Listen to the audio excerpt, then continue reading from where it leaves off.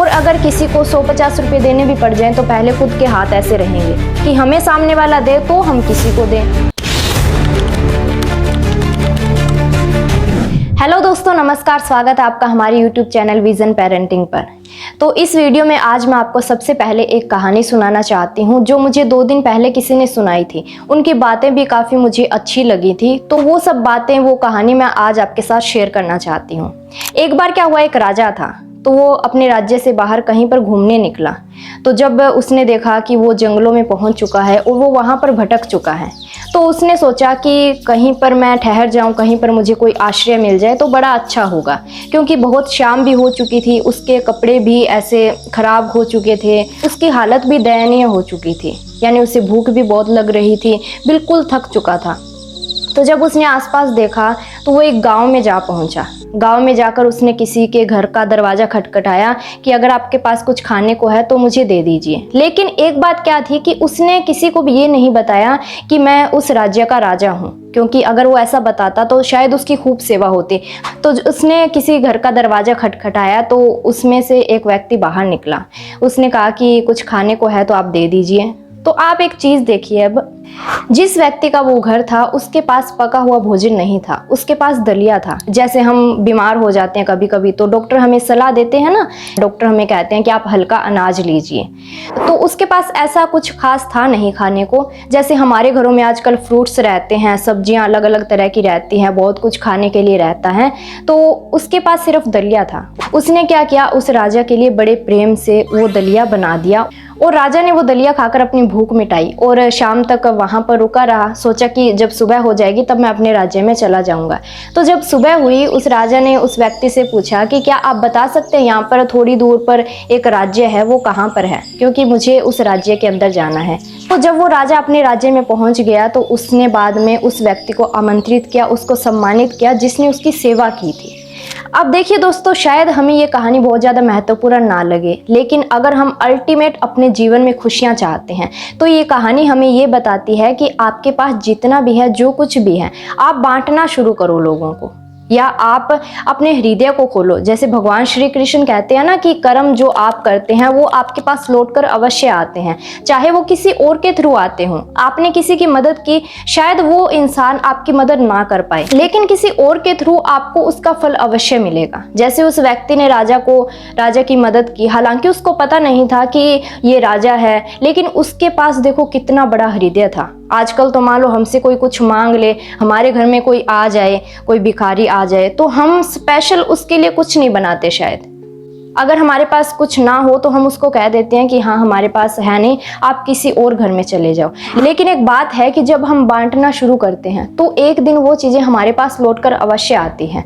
अब जैसे देखो, कई बार हम कह देते हैं ना कि हम उनके घर में गए, उन्होंने तो बड़ी सेवा की, बड़ा प्रेम करते हैं हमसे, हमारी बड़ी खातिरदारी की, लेकिन हम एक बात ये भी तो सोचें, क्या हमने कभी किसी को ये कहा कि जब भी कोई हमारे घर आएगा हम उनकी खूब सेवा करेंगे, हमारे पास जितना कुछ होता है हम उनको ज़रूर देंगे? ऐसा तो हम नहीं कहते। जब हमारी बात आती है तब हम मुकर जाते हैं कि नहीं ऐसा थोड़ी होता है, ऐसे क्या हम पूरे थोड़ी आते हैं लोगों को। लेकिन जब किसी और की बात आती है, कोई और हमारी सेवा करता है, हमारी खातिरदारी करता है, हमें प्रेम करता है, अपने घर बुलाकर हमारी मेहमानवाजी करता है, तब हमें बड़ा अच्छा लगता है। तो हम ये क्यों नहीं सोचते कि जब हमारे घर कोई आएगा तो हम उनके साथ सेम ऐसा व्यवहार करेंगे, तो उनको क्यों नहीं अच्छा लगेगा? अच्छा तो लगेगा ना। मैं आपको एक बात बताती हूँ, देखो कई लोगों के पास पैसा होता है, पैसा नहीं बहुत सारा पैसा होता है, लेकिन दिल के वो इतने गरीब होते हैं, इतनी छोटी सोच होती है उनकी कि किसी को अगर 10 रुपए भी देने पड़ जाए वो भी नहीं दे सकते। वो हुआ क्या कि मैं मेरी बुआ जी के साथ किसी के घर में गई, क्योंकि उनके जो लड़की थी वो मेरे बुआ जी की फ्रेंड थी। अब उनके घर में चले गए, हम जाकर हम बैठ गए। अब तो उन्होंने पूछा भी आप पानी लेंगे, आप चाय लेंगे, क्योंकि आजकल हम लोग चाय पानी तक सीमित रहते हैं ना, बहुत खर्चा नहीं लगता उसमें। अगर किसी को जूस पिलाना पड़ जाए, फ्रूट्स देने पड़ जाए, उसमें तो भी देखो खर्चा लगता है। तो हुआ क्या कि जैसे उनके घर में बच्चे हैं, तो एक लड़की आई, फ्रिज से आम निकाला, आधा कटा हुआ आम था, शायद आधा उसने पहले खा लिया था। तो आम में कितने पैसे लगते हैं उस मौसम में? जैसे गर्मियों के मौसम में हम आम खाते हैं, है ना, होगा 5-10 रुपए का कोई आम।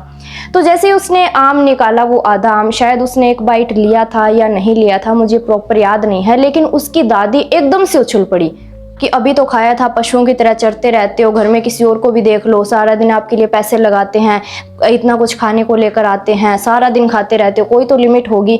उसने और भी बहुत कुछ कहा था उस लड़की को, वो मैं आपको यहाँ पर नहीं बता सकती, वो थोड़ा अजीब लगता है। तो देखो, मैं ये कहना चाहती हूँ, ये बात है, हालांकि है छोटी सी, लेकिन ये बात हमें क्या बताती है कि हम कितनी दरिद्रता में जी रहे हैं। बहुत सारे पैसे हमारे पास हैं, या इतने पैसे तो हमारे पास ज़रूर होंगे कि अपने घर का खर्चा आराम से चल सकता है। अब वो जो घर था, उस घर की इनकम अगर मैं आपको बताऊं तो आज के टाइम में 3 परिवारों का खर्चा बिल्कुल आराम से चल सकता है, जितना उस घर के लोग कमाते हैं। अब आप सोचो, क्या यहाँ पर ज़रूरत थी उस छोटे से आम के लिए उस लड़की को इतना कुछ कहने की? चलो कह भी दिया तो आप ये भी तो सोचो कि घर में कुछ खाने को लेकर आते हैं, कुछ अच्छा लेकर आते हैं, फ्रूट्स लेकर आते हैं, तो वो खाने के लिए लेकर आते होंगे, या किसी को दिखाने के लिए लेकर आते हैं, या इसलिए लेकर आते हैं कि हाँ 4-5 दिनों तक पड़े रहें, फिर बाद में धीरे धीरे करके एक थोड़ा थोड़ा करके सारे खाएं, या वो खराब हो जाएं। ऐसा तो नहीं है ना। लेकिन देखो, दुर्भाग्य हमारा ये है कि ऐसे लोग हमारे ही आसपास हैं, या हो सकता है हम खुद उनमें शामिल हो, या हो सकता है हमारे परिवार वाले उनमें शामिल हो, या हो सकता है कि हम जिनके घर में जाते हैं वो घर उसमें शामिल हो। और एक बात मैं आपको कहना चाहती हूँ कि अगर मैं आपको कोई भी ऐसी स्टोरी बनाती हूँ जो बिल्कुल रियल है, तो ये सिर्फ उस परिवार की बात नहीं होती, या सिर्फ हमारी बात नहीं होती, ये हमारे आसपास के लगभग सभी लोगों की बात होती है। हम जब उस महिला ने उस लड़की को डांटा था, तब मैं सोच रही थी कि इतने पैसे रखकर आप करोगे क्या? क्योंकि ना तो वो कहीं पर घूमने जाते हैं कि हाँ हम वहाँ पर घूमने गए थे, हमारे पैसे लग गए, ना बहुत ज़्यादा एक्सपेंसिव सामान खरीदते हैं कि उसमें पैसे लग गए, एक बार हमारे पास पैसे हैं नहीं। और अगर किसी को 100-50 रुपये देने भी पड़ जाएं तो पहले खुद के हाथ ऐसे रहेंगे कि हमें सामने वाला दे तो हम किसी को दें। आपको पता है ना, जो हमारे घरों में पैसों का लेन देन चलता है, किसी के घर में रिश्तेदार बनकर गए या हमारे घर में कोई रिश्तेदार बनकर आया तो पैसे देंगे और वापस पैसे ले लेंगे। ये भी एक बहुत ख़राब सिस्टम बन चुका है आजकल हमारा। शायद इस पर मुझे एक अलग से वीडियो बनाने की ज़रूरत है, तो मैं इस पर एक अलग से वीडियो बनाऊंगी। अब चलो बात कर लेते हैं कि इस चीज़ का सोल्यूशन हमारे पास क्या है। देखो, सोल्यूशन तो सबसे पहले यही है कि हम अपने आप को बदलें।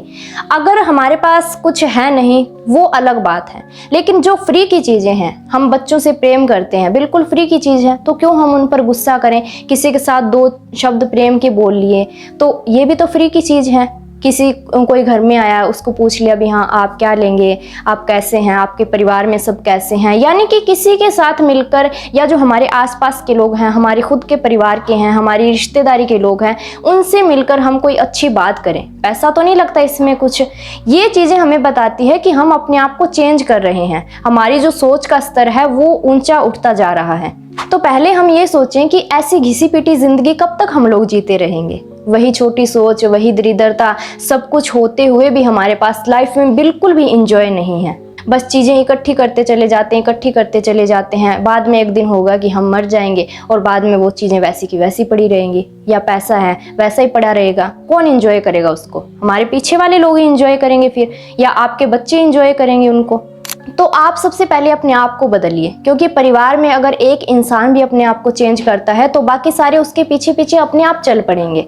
और लास्ट में मैं सिर्फ आपको इतना कहना चाहती हूँ कि देखो, कोई और बदले ना बदले, अगर आप अपने आप को चेंज करते हैं, आप यकीन मानिए आपके जीवन में बहुत बड़ा परिवर्तन हो सकता है। आप इस छोटी सी चीज़ को अगर अपने ऊपर अप्लाई करते हैं, क्योंकि परिवार हो गया या कोई इंसान हो गया, किस लिए जाना जाता है?